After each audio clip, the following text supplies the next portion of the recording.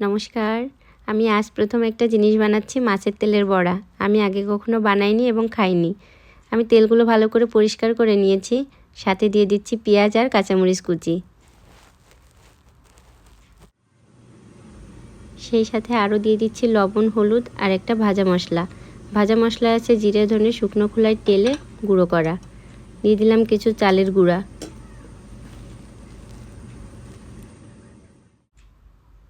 সব কিছু একসাথে দিয়ে ভালো করে মেখে নিচ্ছি।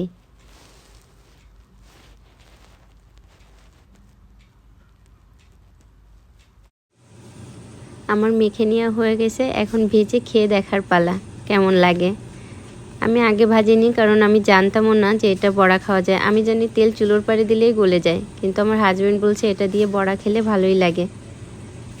তো ভেজে নিচ্ছি। চুলোর পাড়ে তেলটা গরম বসিয়ে দিয়েছি।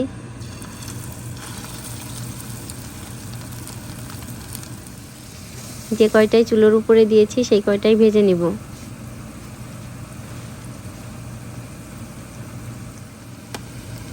দুই পাশে সুন্দর করে ভেজে নিয়েছি। আমার ভাজা হয়ে গেছে, এখন তুলে নিচ্ছি।